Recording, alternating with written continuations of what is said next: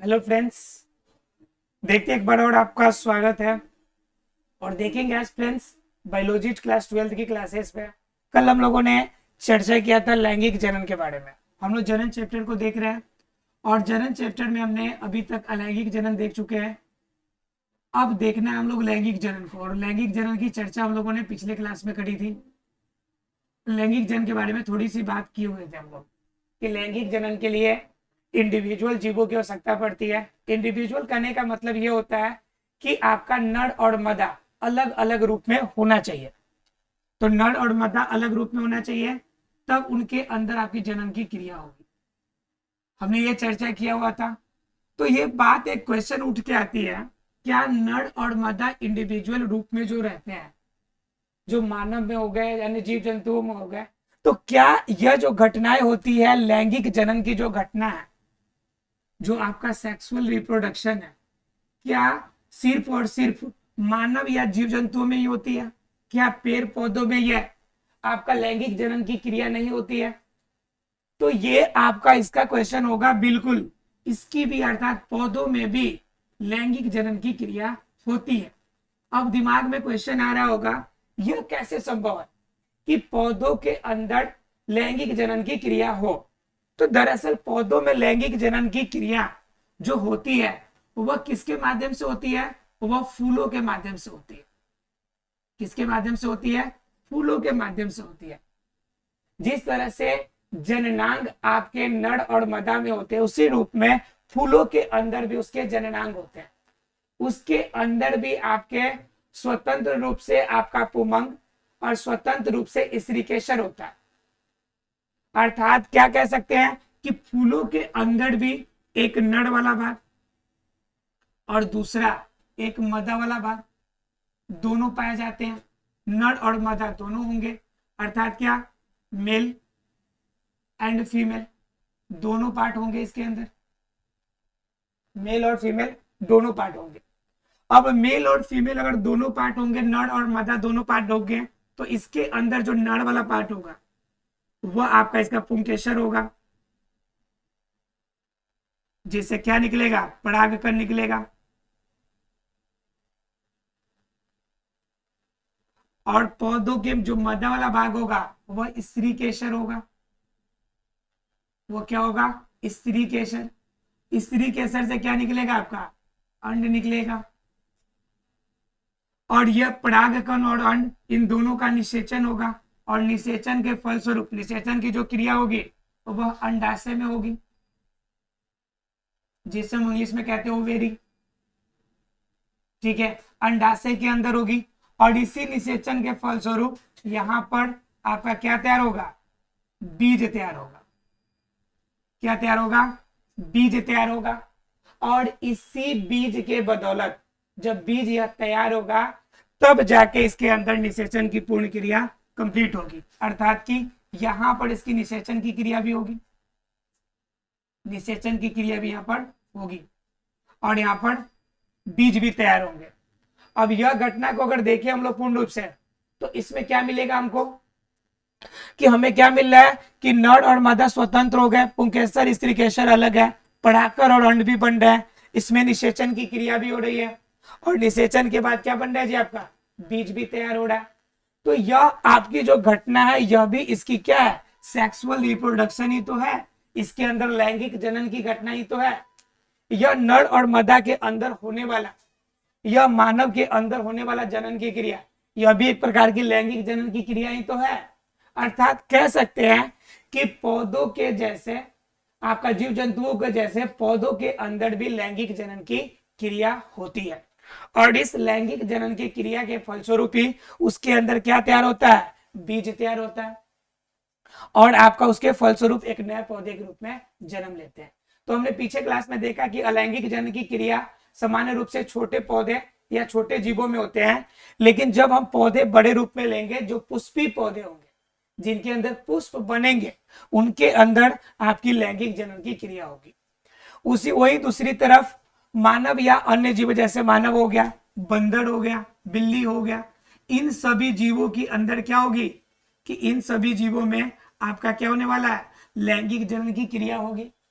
अब इनके अंदर जो लैंगिक जनन की क्रिया होंगी, इनके अंदर स्पष्ट रूप से हमने कल चर्चा किया था कि इनके अंदर भी आपके क्या होंगे, युग्मक निकलेंगे और युग्मक के संलयन से आपका क्या होगा, निषेचन की क्रिया होगी और जनन की क्रिया होगी।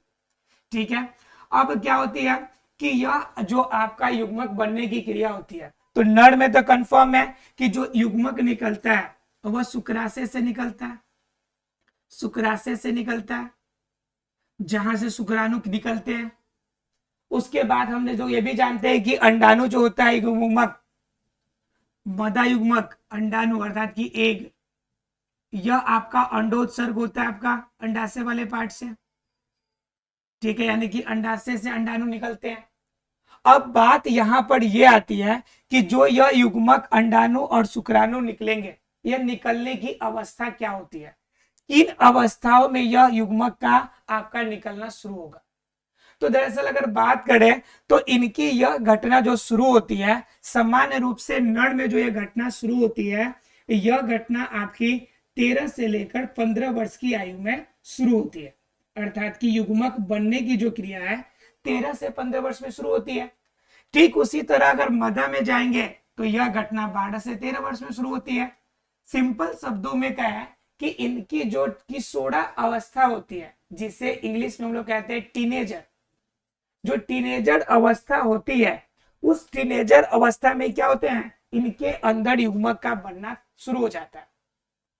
अब देखिए, जिस तरह से युग्मक का बनना शुरू होता है, उसी रूप में शरीर के अंदर हार्मोन के कारण विभिन्न प्रकार के बदलाव भी आते हैं शरीर में, और उन शरीर में बदलाव के कारण ही हम समझ पाते हैं कि यह किशोरा अवस्था आ चुका है, अर्थात कि कोई भी जीव जनन करने योग्य हो चुका है। तो यह जनन करने योग्य होने का मतलब है कि उनके अंदर अंडा युग्मक का बनना तैयार होना शुरू हो गया है। अब क्या होती है कि जब आपके नर के अंदर यह आपका चेंजेस शुरू होगा, तो आपका क्या होगा, जनरली बहुत सारे चेंजेस, शरीर का आपका लंबा चौड़ा होना, शरीर लंबा चौड़ा होना।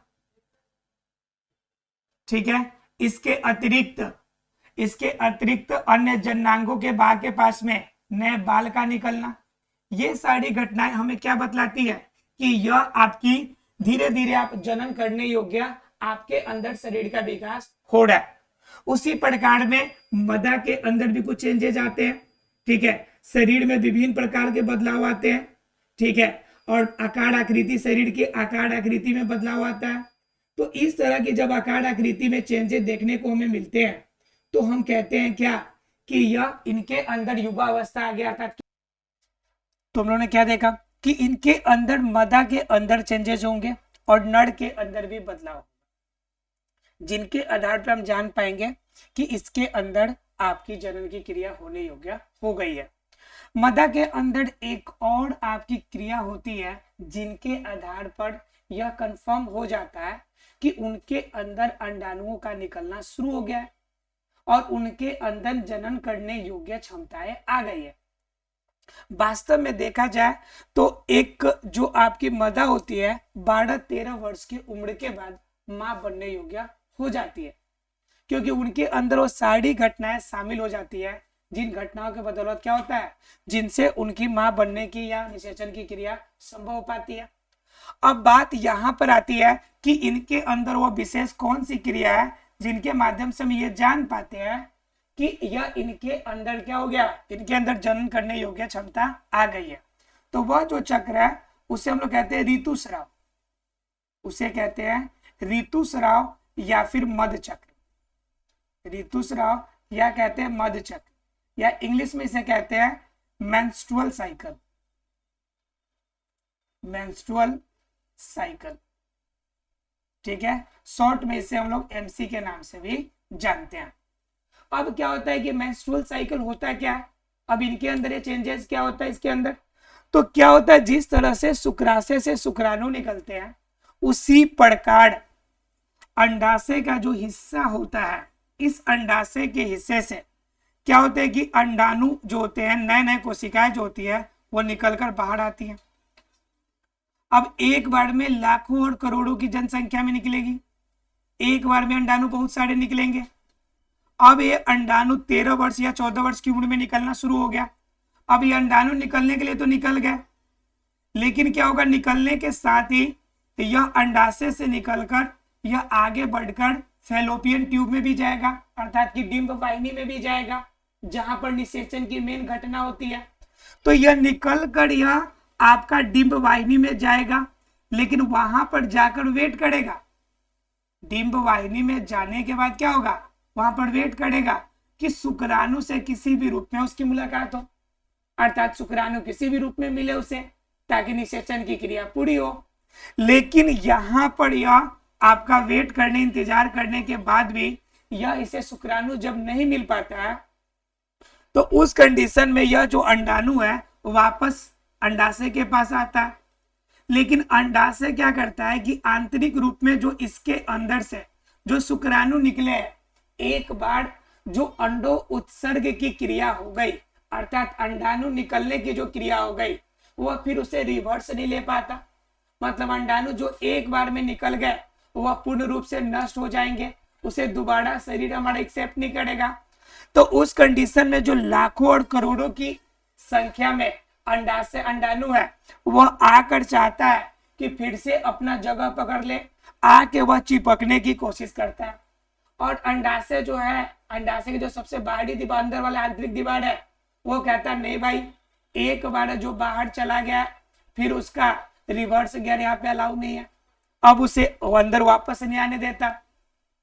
अब इस कंडीशन में क्या होता है कि यह अंडाणु आकर धीरे धीरे अंदर चिपकना शुरू करता है। तो ये कहता है भाई चिपकने से भी कोई फायदा नहीं है, अब आपको वापस हम ले ही नहीं सकते, अंदर आप आ ही नहीं सकते। तो उस कंडीशन में जब अंडाणु धीरे धीरे अंदर आंतरिक भाग में चिपकना शुरू करता है, तो अंडाशय कहता है कि ऐसे नहीं मानेंगे। तो क्या करता है कि अंडाशय के अंदर कुछ हार्मोन का स्राव होता है, जिनके वजह से क्या होता है कि जो यह इसका आंतरिक हिस्सा है यह टूटने लगता है। और कंफर्म है, जब शरीर का कोई भी हिस्सा टूटेगा तो शरीर के सभी हिस्सों में आपकी ब्लड की अवेलेबिलिटी है, पूरे शरीर में खून है आपके, और शरीर के सभी हिस्सों में खून की जरूरत पड़ती है। इसलिए क्योंकि यही है जो आपका ऑक्सीजन को सभी कोशिका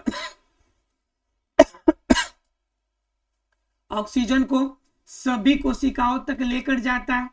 जब सभी कोशिकाओं तक ले जाने के लिए इस ऑक्सीजन के लिए शरीर के सभी हिस्सों में ब्लड है, तो ब्लड को ले जाने के लिए सबसे पतली जो आपका रास्ता होती है, जिसे हम लोग कहते हैं रक्त केशिका, यानी कि रक्त को ले जाने वाली केस के समान, बाल के समान पतली पतली नलिका, तो यह रक्त केशिका जो होती है आंतरिक दीवार में रहती है।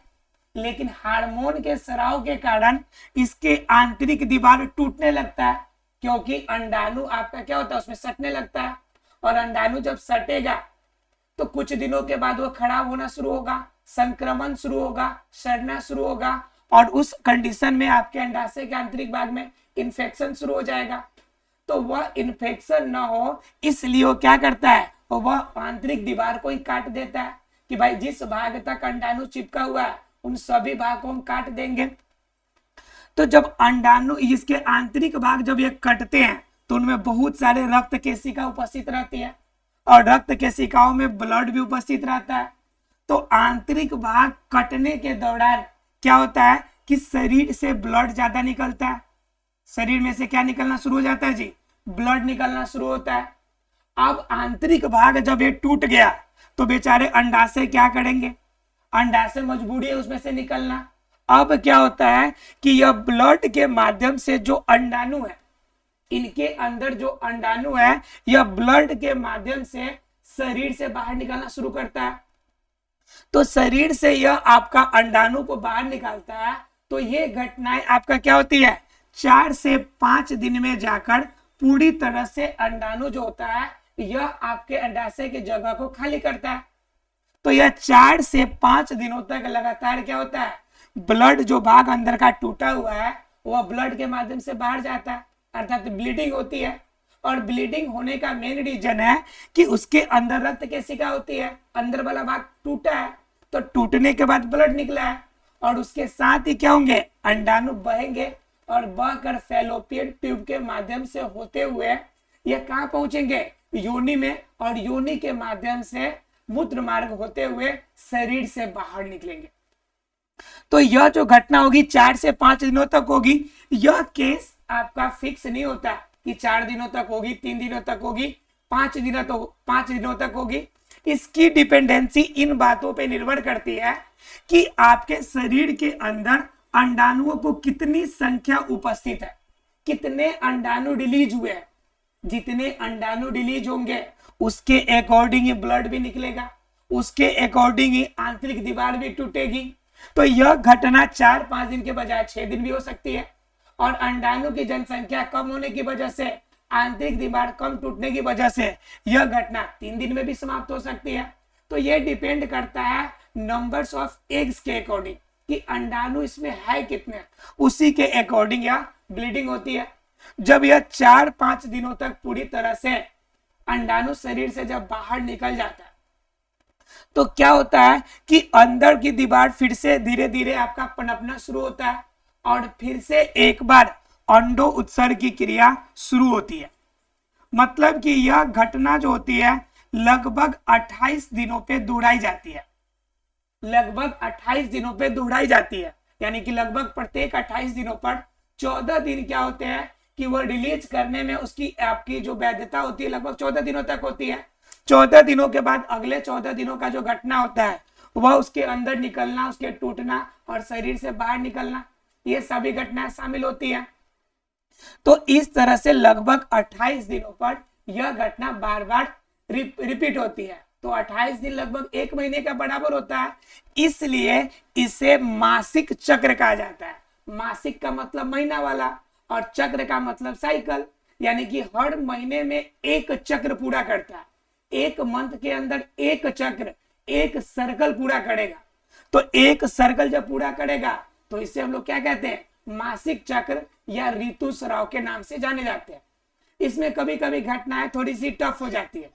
घटनाएं टफ क्या हो जाती है कि कभी कभी जब यह 4 से 5 दिनों तक ब्लड निकलता है, जब ब्लीडिंग होती है, तो उस कंडीशन में आंतरिक दीवार टूटता है। अब आंतरिक दीवार टूटने की वजह से शरीर के अंदर थोड़ा सा संकुचन होता है। अब पेट के अंदर जब संकुचन होता है तो पेट में दर्द महसूस होता है, तो संकुचन होने के बाद दर्द ज्यादा होने लगते हैं। अब नॉर्मल कंडीशन में दर्द होना लाजमी है, लेकिन कभी कभी दर्द थोड़ा सा ज्यादा बढ़ जाते हैं, और गलतियां लोग क्या करते हैं कि इस दर्द के लिए अलग से दवा खा लेते हैं। अब इस कंडीशन में जब अलग से दवा खाते हैं तो दवा तो आपके पास जो खाते हैं वो पेन किलर होता है, दर्द निवारक होता है। उस कंडीशन में वह क्या करता है, संकुचन पे जाके प्रभाव डालता है दर्द कम करने के लिए, तो संकुचन कंट्रोल हो जाता है। जब संकुचन कंट्रोल होता है तो आंतरिक दीवार टूटने की प्रक्रिया रुक जाती है। अब आंतरिक दीवार की जब टूटेगी तो कंफर्म है कि अंडाणु जो शरीर के अंदर है वह पूरी तरह से बाहर नहीं निकल पाएगा। तो उस कंडीशन में आपके बॉडी के अंदर क्या शुरू हो जाएगा, वह इन्फेक्शन की क्रिया शुरू हो सकती है। इसलिए आपको क्या जरूरी है कि इस कंडीशन में ज्यादातर कोशिश करें कि आपको दवा का इस्तेमाल न करना पड़े, क्योंकि यह दर्द होना लाजमी है। आप सीधी सी बात सोचिए ना, जब आपकी दीवार, आपके शरीर का हिस्सा कोई भाग टूट रहा है, शरीर के अंदर खिंचाव हो रहा है, जब संकुचन की घटना हो रही है तो दर्द तो होगा थोड़ा बहुत, लेकिन उस दर्द को सहने की जरूरत है। अब यह बात होती है कि दर्द आवश्यकता से अधिक हो गया, आउट ऑफ टॉलरेंस हो गया, आप जितना सह सकते हैं उससे ज्यादा हो गया, तो उस कंडीशन में कोई और समस्या भी हो सकती है। उन समस्या में क्या हो सकती है, जैसे आपका शरीर ज्यादा कमजोर है, वह अवस्था हो सकती है कि शरीर का कमजोर होना। दूसरा नंबर हो सकता है क्या, पहला नंबर शरीर का कमजोर होना, दूसरा नंबर क्या हो सकता है कि जिस समय मेंस्ट्रुअल साइकिल आना है, जिस समय यह एमसी आना है, उस कंडीशन में आपने हार्ड वर्क किया है। हार्ड वर्क करने का सेंस क्या है कि आपने हाई वेट लिफ्टिंग करी है, ज्यादा आपने वजन उठा लिया या फिर ज्यादा कोई भारी काम कर लिया, तो उस कंडीशन में क्या होता है कि दबाव ज्यादा बढ़ जाता है, और दबाव जब ज्यादा बढ़ेगा तो क्या हो जाएगा, ब्लड ज्यादा निकलेगा। जितना ज्यादा संकुचन बढ़ेगा तो उतना ज्यादा ब्लड निकलेगा ना, तो ब्लीडिंग ज्यादा हो जाएगी। अब ब्लीडिंग जब ज्यादा होगी तो उस कंडीशन में आपको दर्द ज्यादा सहना पड़ेगा। तो उस समय आपको करना है कि शरीर कमजोर नहीं होना चाहिए, प्रॉपर खाना होना चाहिए। ब्लीडिंग आपका क्या कहते हैं, हार्ड वर्क ज्यादा ना करे, जितना ज्यादा हो सके अपने आप को relax they. Relax in the sense ऐसा नहीं कि आप हमेशा सोए रहे। रिलैक्स देने का मतलब है वर्क करे, बस ऐसा वर्क करे जिससे कि आपके शरीर पर ज्यादा प्रेशर ना पड़े, बॉडी को थोड़ा सा रिलैक्स देने की कोशिश करें। तीसरा नंबर आपकी यह घटना हो सकती क्यों है, तीसरी नंबर घटना हो सकती है कि पिछली बार आपने दवा लिया होगा किसी कारणवश। अब दवा लेने की वजह से हो सकता है कि कोई कुछ अंडाणु का हिस्सा आपके शरीर के अंदर ही रह गया, जिनके वजह से वह आंतरिक के ज्यादा अंदर तक दीवारों को तोड़ने की जरूरत पड़ी हो। उस कंडीशन में संकुचन बढ़ जाता है। हमने मना किया कि आपको मेडिसिन तो यूज नहीं करना, आपको तो मेडिसिन यूज नहीं करना है। लेकिन अगर इन तीनों घटना के अलावा अपने के साथ कोई प्रॉब्लम नहीं है, इसके बावजूद भी आपको पेन आउट ऑफ टॉलरेंस है, दर्द ज्यादा आसानी है, उस कंडीशन में आपको डॉक्टर से सलाह लेनी चाहिए। इसलिए क्योंकि यह घटना आपकी प्रॉब्लमियस है। अगर यह आपका ज्यादा दिनों तक अगर ब्लीडिंग होती है, जैसे कभी कभी घटनाएं क्या होती है, इनमें रेयर केस होता है कि 28 दिनों पर यह रिपीटेशन होता है। यह घटना किसी किसी में 14 दिनों में हो जाती है, किसी किसी में घटना 21 दिनों पे ही हो जाती है। जब ये घटनाएं बार बार बीच में ही एक मंथ में 2 बार 3 बार आने लगे तो इससे क्या होगा कि शरीर का विकास आपका रुक जाएगा, क्योंकि इतना ज्यादा ब्लड गिरेगा तो ऑब्वियसली सी बात है शरीर का विकास रुकेगा। तो यह जब ज्यादा ब्लीडिंग हो रही है तो तुरंत आपको डॉक्टर से सलाह लेना चाहिए। यह कोई गुप्त रोग नहीं है, बल्कि आपकी जिंदगी का सवाल है। अगर आपने समय पे अगर इलाज नहीं कराया, डॉक्टर से सलाह नहीं लिया, तो उस कंडीशन में हो सकता है कि आपके जो अंडाशय का आंतरिक भाग है, जो प्लासेंटा वाला हिस्सा है, वह भी टूट सकता है। और उसके बाद हो सकता है कि जिंदगी में कभी आप मां ना बन पाए। तो ये घटना भी आपकी हो सकती है। तो इन घटना से अगर बचना चाहते हैं, तो ये घटना अगर प्रॉब्लम हो रही है तो तुरंत आपको डॉक्टर से सलाह लेनी चाहिए। अपने तरह से किसी भी दवा के दुकान से दवा नहीं लेना चाहिए। दवा के दुकान से आपको क्या किया जाएगा, ब्लड रोकने के लिए आपको दवा दे दिया जाएगा, पेन किलर के लिए आपको दवा दे दिया जाएगा। तो इससे आपको फायदे के बजाय हानि होगी। इसके लिए प्रॉपर आपके डॉक्टर किसी स्पेशलिस्ट से आपको सलाह लेना चाहिए। और इन चीजों में आपको ध्यान रहे कि 28 दिन का मतलब ये आपका 26 दिन या 30 दिन हो तो यह कोई प्रॉब्लम वाली बात नहीं है। यह आपकी नॉर्मल केसेस है, 1-2 दिन आगे पीछे हो सकते हैं। एक और बात है, एक और घटना जो नॉर्मल होती है इसमें क्या होता है कि कुछ दवाएं, कुछ मेडिसिन हमारे मॉडर्नाइजेशन की वजह से ऐसी मेडिसिन भी बन गए हैं जिनसे क्या होता है कि आपके मेंस्ट्रुअल साइकिल को डिले कर दिया जाता है। डिले करने का सेंस कि मान लीजिए किसी कार्य की वजह से कहीं सफर करना पड़े, तो कुछ मेडिसिन ऐसे हुए हैं जिनका आप सेवन कर ले तो आपका मेंस्ट्रुअल साइकिल अगर आज गाना है तो हो सकता है कि 4 दिन बाद है, 5 दिन बाद है, यानी 4-5 दिन तक डिले हो जाता है। तो ये दवा आपके लिए उस समय तो लगता है कि फायदेमंद है, लेकिन ये हानिकारक हो सकता है। हो सकता है कि उतने दिनों में ही आपके बॉडी के अंदर इन्फेक्शन पैदा कर दे, और इन्फेक्शन पैदा करने के बाद क्या हो सकता है कि बाद में आपको अंडाशय काटने की आवश्यकता भी बढ़ सकती है, क्योंकि इसमें कैंसर जैसा बीमारी भी हो सकता है इन्फेक्शन की वजह से। तो इस तरह से जितनी भी दवाएं मार्केट में अवेलेबल है, हम आपको सजेस्ट करेंगे ऐसी दवा ना ले। यह एक प्राकृतिक चक्र है, यह एक ऋतुस्राव है जो आपका यह डिनोट करता है कि आपके अंदर अंडाणु का निकलना यानी अंडोत्सर्ग की घटना शुरू हो गई है, आप मां बनने योग्य हो गए। इन घटनाओं में किसी भी रूप में, बाहरी रूप में दवा लेकर इसमें किसी भी रूप में उसको बाधा न डाले। यह घटनाएं प्रत्येक 28 दिनों पे नॉर्मल वे से होगी।